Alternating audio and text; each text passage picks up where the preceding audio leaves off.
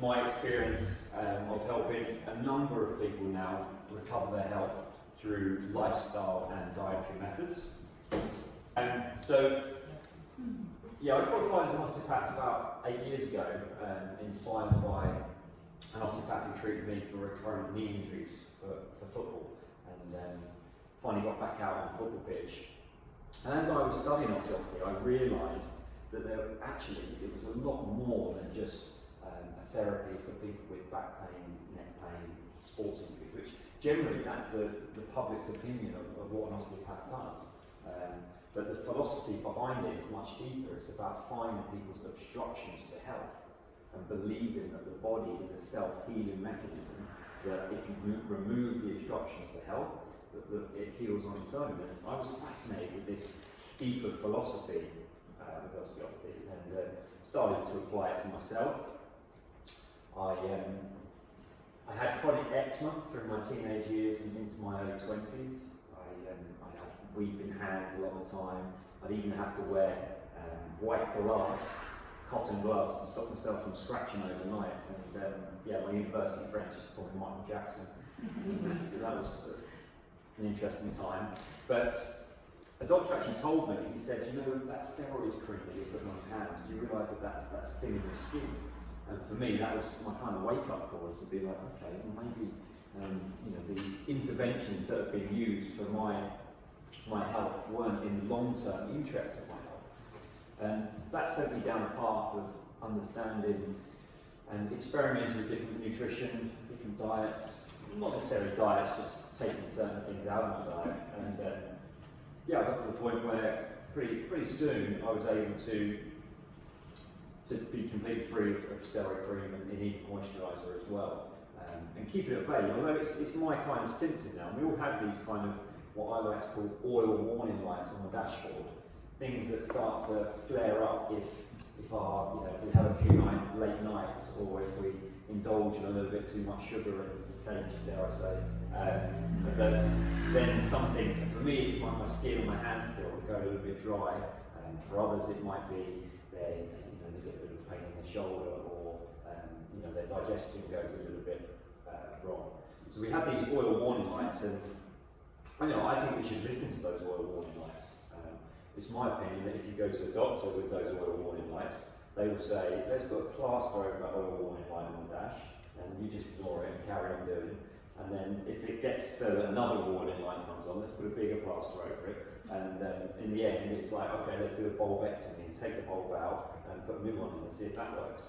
Whereas really, what it really needs is someone to lift up the bonnet and see what's wrong with the engine and fix that. So, fast forward a few years, I've qualified as an osteopath, and I meet my partner now, Holly, and she was suffering at the time with chronic daily pelvic pain. Every day she experienced pain related to gynecological surgery. And I was like, this can't be the reality for a lady in her 20s to be taking lots of ibuprofen, paracetamol. And what I'd learned about health, I was like, there's got to be a better way here. So I reached out to practitioners that were performing lifestyle medicine, or a lot more experience in natural therapy. And we basically, within 4 or 5 months of applying some changes to her lifestyle, making some dietary changes, getting her sleeping better, she no longer had the pelvic pain. At this time, she'd also told that she'd never be able to conceive naturally. And then we had a bit of a shock. We was actually in Australia at the time, and I had a 4-year visa to work in a clinic in Australia, and we only stayed for like 9 months in the end, because our son Teddy came along, and we've added to the family now with Bowden there as our second son. And so that's what drives me every day, the fact that Holly is now completely pain-free, lives a very healthy life, and same for myself, I had some digestive trouble as well, and my skin issues. And we've now set up our clinic. It's called Ancestral Health and the Tiptree Osteopath. And some of you may have driven past it. It's just on Station Road in Tiptree. If anybody remembers the old Kilty Cake Shop? Anybody? No, in Tiptree there used to be, you have people come in and say it's the Kilty Cake Shop in Tiptree. It's just next to Bluebird Garage on Station Road.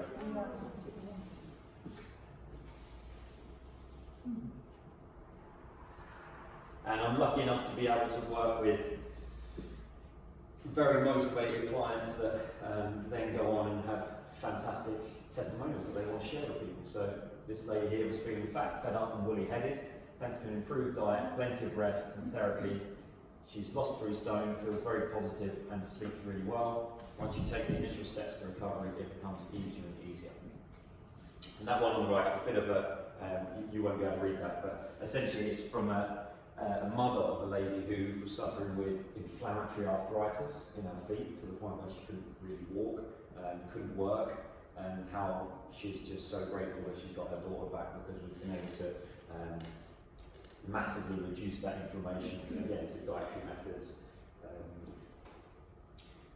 So it's just great having that kind of, it just makes it rewarding when you get those kind of emails coming.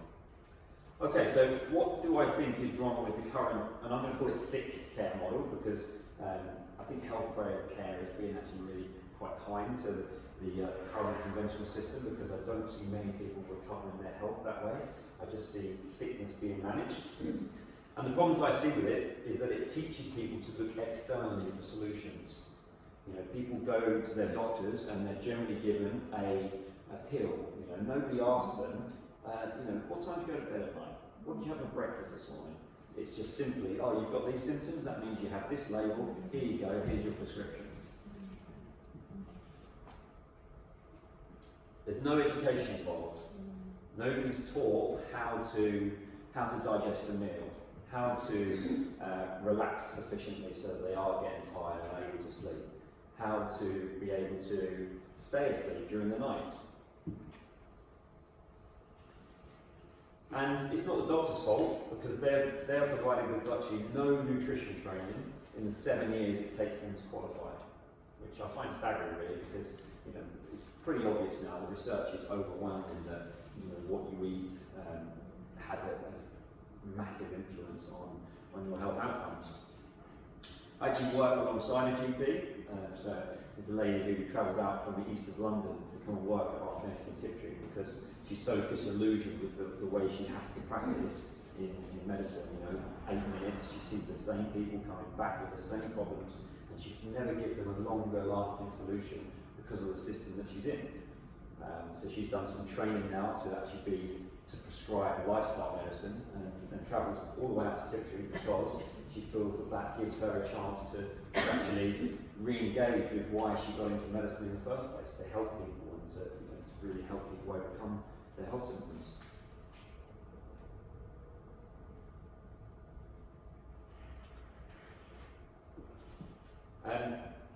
The whole, this slide, I think the last one came on, did it? No. So the bottom bit on that slide was going to say that it plays a waiting game. Okay, the doctors play a waiting game, and some of you may, unfortunately,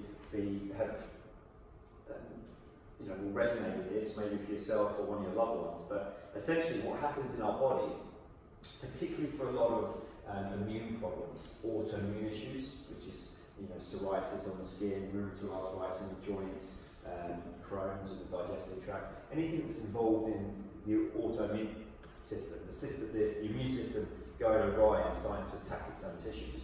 Basically, what happens is we have a period of time in our lives where we're healthy down here in green, then something triggers that immune system. It can be a virus, it can be an infection, it could be a prolonged period of stress.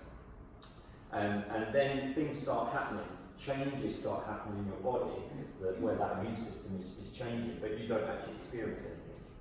So that's why I always ask clients who come in, patients who come in, and what happened 3, 5, even 10 years ago before you started experiencing symptoms, because that probably was the trigger.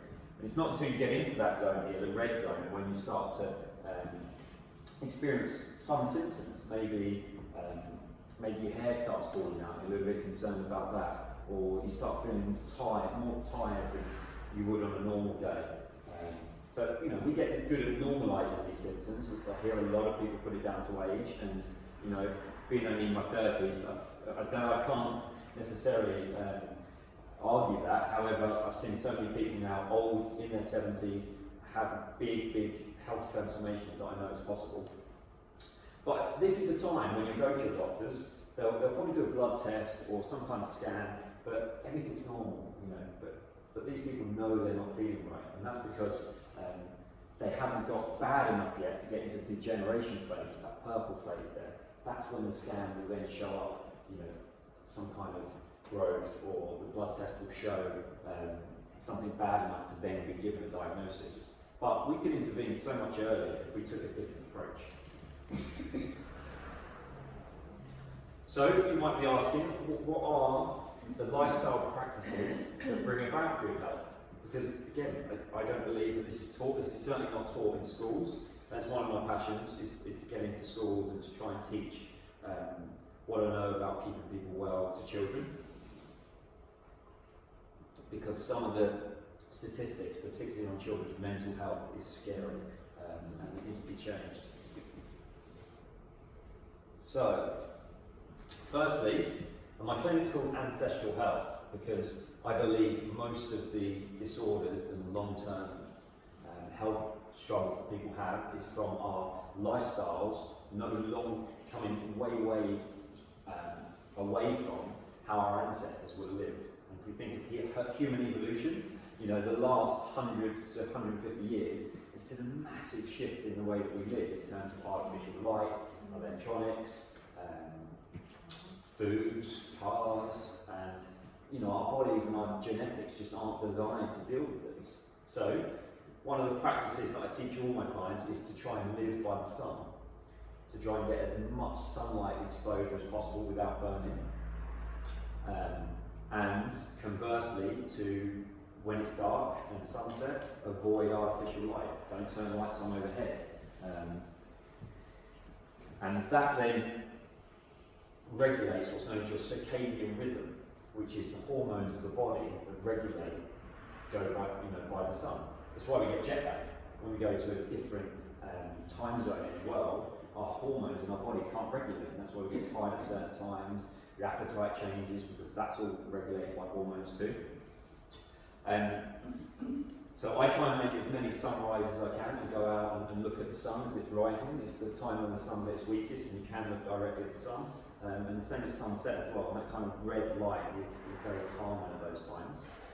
And then after sunset, what you'll find in our house is that we wear glasses like this, and these are called blue blocking glasses. So they block the light that comes into my eyes from screen, because you know it's the 21st century. We have to occasionally look at laptops and phones after sunset, but these block the wavelength of light, so it's just the red wavelength, which is sunset, fire, candles. Candles are great as well. So I kind of look a little bit like this at night time. Our house is it's very dark and just has some candles around the edge. But nobody knows this stuff, really, not many people. Couldn't miss out love and how important it is to have connection in our lives and have people around us who support us in the decisions that we make. There's research to show you become the average of the 5 people that you spend most time with. So it's important to spend time with people who raise you up, give you good energy.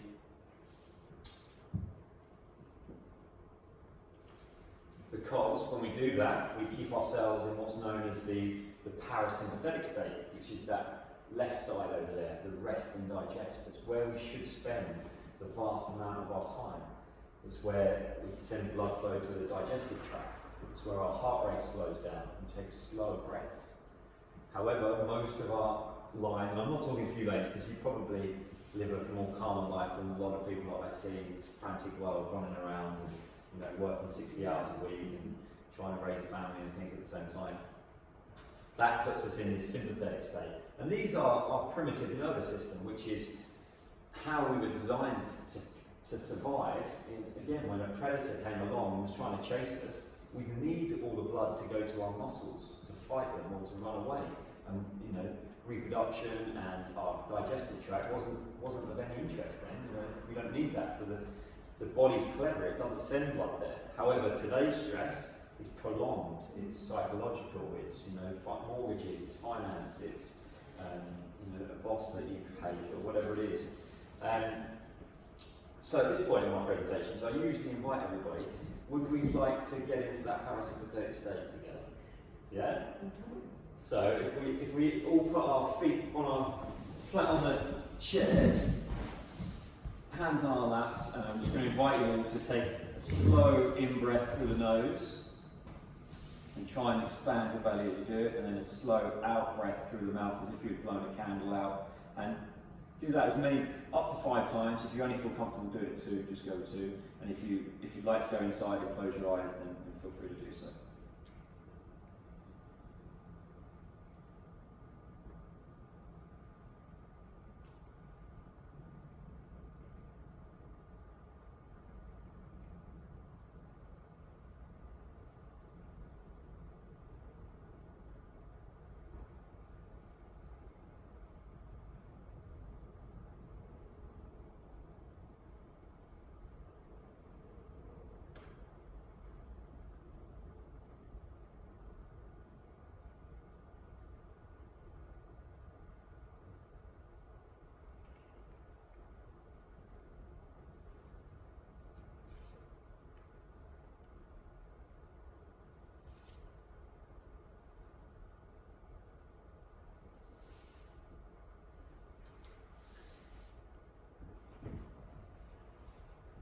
To open your eyes. How did that feel? Nice. Yeah, I'm sure lots of you probably practice yoga and relaxation anyway, and are aware of that feeling. But we teach our clients to do that before every meal, to take 5 deep, slow breaths, so that they're taking themselves into that rest and digest state, and their bodies are then ready to accept, a meal to digest. Because we're getting send blood flow to the digestive tract, and you absorb more of your nutrition by doing that than if you're rushing around or eating on the go and things of that nature. So how you eat is just as important as what you eat. Next thing, anybody heard of Shinrin-yoku? Anybody fluent in Japanese? It's the Japanese practice of forest bathing, which is a cornerstone of their healthcare, to spend time in nature. And so again, one of our philosophies is to connect with nature, to spend as much time, at least have a walk every day in nature. I think Japanese have got a lot of things right. And they've got an actual word for forest bathing. It's part of their recipe for staying well. Anybody recognise that? Sure. It's actually broth. So again, ancestrally we would have used all of the parts of an animal, and even my grandmother used to talk about using stock, making stock herself, or even like dripping. Anybody used to eat dripping? We've lost those kind of traditions. We got sold a lie. Everybody got sold a lie in the 50s and 60s that eating fat was going to give you cholesterol and things like that. Thankfully, the tide is slowly turning, but it takes a long time to unwind messages that have been pushed through the mainstream media for many, many years. Thankfully, that is now the myth that eating fat raises your cholesterol is healthy fats anyway, I should say. Healthy fats in terms of broth, very, very healing, fish and other things. And there are some very prominent figures now. This is a cardiologist called Aseem Malhotra, who he's being very vocal in his criticism of pharmaceuticals, particularly statins. If anybody wants to read more, I'd look into Aseem Malhotra or Dr. Malcolm Kendrick, who's a Scottish doctor, again, who's very, very prominent in talking about how statins don't have the research behind them for the amount of time they're being prescribed to people. And usually these kind of doctors, when they speak out, they get pushed aside very quickly in mainstream media, but there's such an uprising now of a number of different high-profile doctors that are promoting a lifestyle-based approach, that I think is too strong of a message now for them to be shut down, particularly with podcasts and other ways of having information to consumers.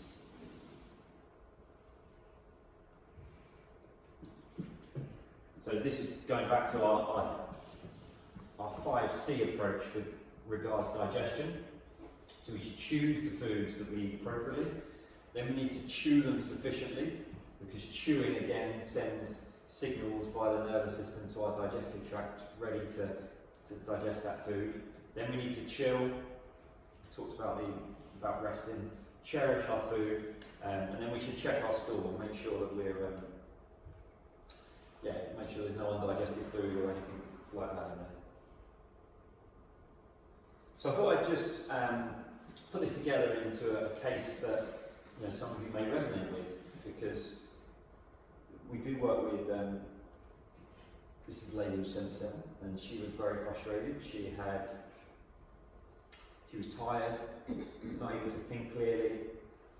She was unable to go out for a walk due to a fear about her lack of bladder control. She had a number of times where her bladder would void without any control on her part. And she was also unable to eat without discomfort, getting a lot of bloating, reacting to certain foods, not sure what foods that she was reacting to. So she came to us for help. Her goals were to regain her bladder control, to be able to eat without discomfort, and also to improve the quality of her skin. She noticed that her skin was deteriorating over the last 2 or 3 years.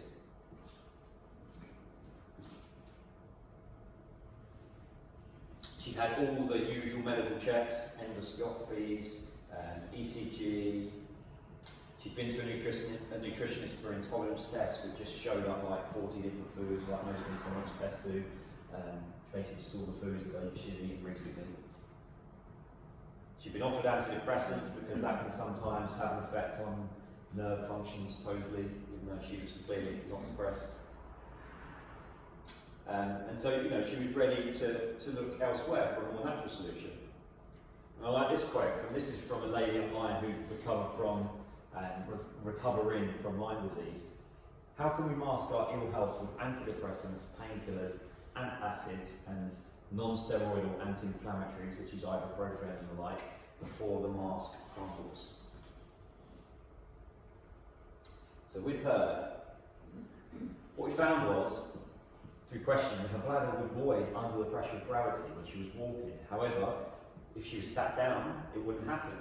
So already that's got my mind thinking about the biomechanical factors in her case, and the involvement of the diaphragm, which is the big muscle that runs underneath our rib cage, and we need that diaphragm muscle to be able to work well in order to create pressure through the abdomen and through the pelvis. We run some lab testing on our clients. It's a little bit more technical it's a lot more technical than we need to go into tonight, but essentially we found out that she had a reaction to gliadin, which is a protein in wheat. So we did a lot of things that we talked about tonight, but one of the things was to go on an elimination diet, and we eliminated wheat from her diet.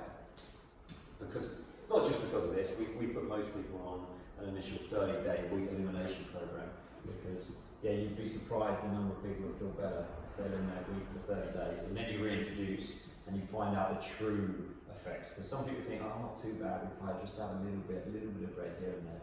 But if you eliminate for 30 days and reintroduce, you get a real true reflection on what it's doing to your body. So within a couple of months, we was able to get on top of her symptoms. She's now able to enjoy holidays with her husband again. She can walk without fear of her bladder symptoms. Her digestion is now much better, absolutely fine, no reactions to eating food. She's She's able to go to lunch again with her friends without anxiety. And she's free from aches and pains that she kind of just put down to ageing that have been there for years. So I'll read this out. So this was an email she sent me. She said, aches and pains, digestive problems, muddled thinking, lack of stamina, poor skin condition, low self-esteem. At the age of 78, I got her age wrong. It's to be expected, wouldn't you say? Then I was introduced to Dan. After 4 months of Dan's osteopathic treatments, nutritional guidance, and lifestyle advice generally, he has turned my health and well-being around. I have renewed energy, digestive system is working well, skin condition is much improved, aches and pains are truly gone. Success. Thank you, Ben. So, if you'd like to come and be part of our community, we've got a Facebook group for anybody who's on Facebook. I've got a free 10-day program that goes through 10 ways to improve your digestive system, some of which we've spoken about tonight. You get 1 video per day for 10 days. And if you want to look online, you can find us online, Ancestral Health. I guess that was quite a short presentation in the end, wasn't it? Probably. Sorry? Probably. Yeah, maybe. Sorry, I was going to say. Did anybody have any questions they would like to ask at all? So you're a trained osteopath? Yes. Well, I just thought osteopaths gave you a little massage. Yeah. Not massage, manipulation. Yeah, well, with anything like my profession, there's such a wide range. So some osteopaths will just give you a bit of a massage and move your joints about a little bit. For me, that's not looking into that person's health enough, and everybody deserves to have their lifestyle looked at, a nutritional analysis, because not everybody wants that though. Some people just want their back rubbed and their joints moved around. So I still see people who want that service. I'm kind of moving away from it and working more with people who want the more in-depth lifestyle work. But even a long-term back pain, sciatica, a disc doesn't just bulge for no reason. A disc bulges because of a postural collapse over time, and the postural collapse often comes from, again, an overall health deterioration because they haven't had, their body becomes tired, and when a body becomes tired, it starts to go to what's known like a go slow mode. Generally, it's a side bend right and rotation left. So, I'm exaggerating, but you start walking around like this, and you start picking up and putting more strain through one side than the other. So to unwind that isn't just to crack that joint at the bottom. You're actually doing that patient a disservice if you do that. That was a long-winded answer, wasn't it, to your question? So essentially, therapists, and people, I don't know if anyone's going to ask this, people ask me what's the difference between a chiropractor and an osteopath? Because most people don't, and it's a really difficult question to answer. So I just summarise it now. Between all therapists, physiotherapists, osteopaths, chiropractors, you get good therapists and bad therapists, in my opinion. And good therapists are the ones that take an interest in you, your life, and what you're doing outside of that therapy room. And for me, bad therapists, I don't like calling them bad therapists, but less proficient therapists, just focus on what happens in the therapy room and then partially away. So find a good therapist who you trust and whose values align with you, and stick with them. You still don't know the difference between an osteopath and a chiropractor. Essentially, we get slightly different training, slightly different philosophies. So one guy back in the States, back in like the 1900s, he was trained underneath the founder of osteopathy.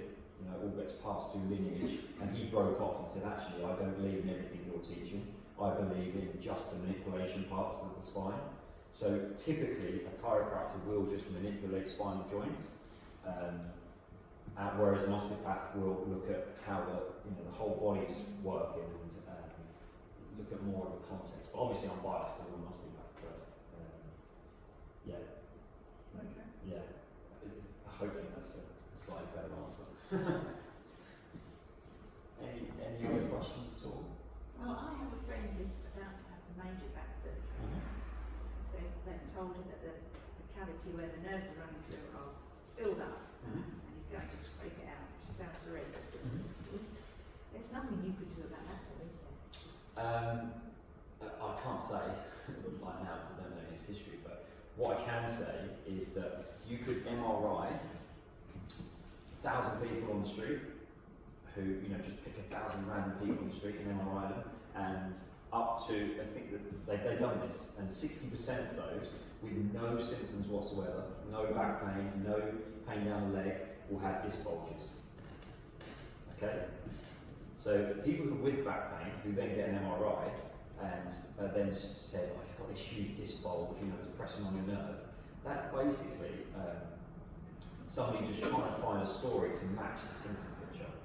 Because as I said, there are 1,000 people out there who've got disc bulges that are visible on MRIs who have no symptoms. Now this gentleman does have symptoms, lady does have symptoms. Yeah, she's in excruciating pain. Yeah, but she's probably just followed the medical approach. She's just taken the painkillers, waited, gone back, maybe had physiotherapy, given some pretty basic exercises that don't really do anything. Nobody's looked at, is she getting the right rest? Is her mattress good enough? Does she have a good diet? Is she hydrated enough? So I can't say, but if it was my mum or my auntie or my grandmother, I would be doing everything I can to help her avoid surgery, because once you go down that route. Oh, it sounds pretty gross. Yeah. Do you think she'd listen to a young man? Well, that's the thing, You know who it is. You know who it is.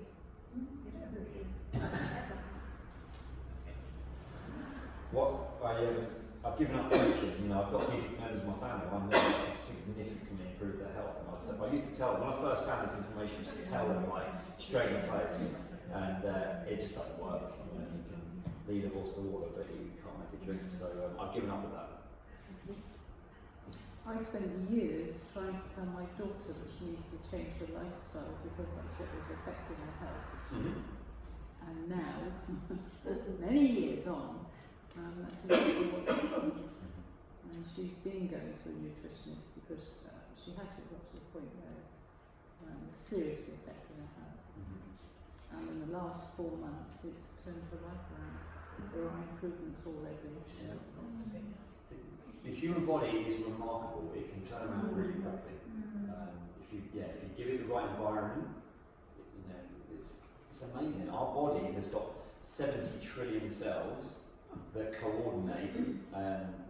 1 septillion, which is 1 with 24 noughts, processes simultaneously at the same time. That's how amazing our body is. Our heart beats 100,000 times a day without us thinking about it. Does this all happen by accident? The body's amazing. But everybody has to be in the right place in their lives to make a recovery, and not everybody is in that place where that it's right for them to make changes. I went to Australia last year, and their attitude, was it Australia you went to, is very different to ours. They will go to their doctor last of all, but there are alternative therapies on every street corner. That is their go-to. Yeah. That's what they do. Yeah. Everybody else also got private health. Yes. Generally, they've all got healthcare, and they come into clinics like ours and swipe their healthcare card, and reduces the cost by half at least usually. So big thing of this is I present like this to a lot of people who are very sick, and they need this, but they're so held to the fact that NHS is here. We should deserve healthcare for free. I shouldn't have to pay. I pay my taxes. But what can you do? You get poor quality. Yeah, you don't get. You're never going to get this service on the NHS.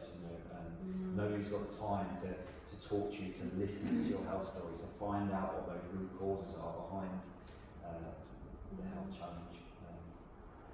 But hopefully things will change. As I said, things are changing. There are. Anybody heard of Ron Gunchariji? Dr. Rangan Chatterjee. He's an Asian doctor. You often see him on like BBC. Yes. Yeah, Dr. Chatterjee. He's brought out a book, which is a very good book, The Four Pillar Plan. He also did a BBC One series called Doctor in the House, where he actually went and stayed with 4 different families around the UK who were struggling with conditions that weren't responding to medical care, and he applied lifestyle principles and got some really great results. So that making the mainstream TV, that's a pretty big thing. You know, people are not just thinking that it's woo-woo, you know, kind of burning incense and running around. There's so much of It's it. going to stop them. Really, it's common sense. It's very simple. It's very, very simple. Just trying to make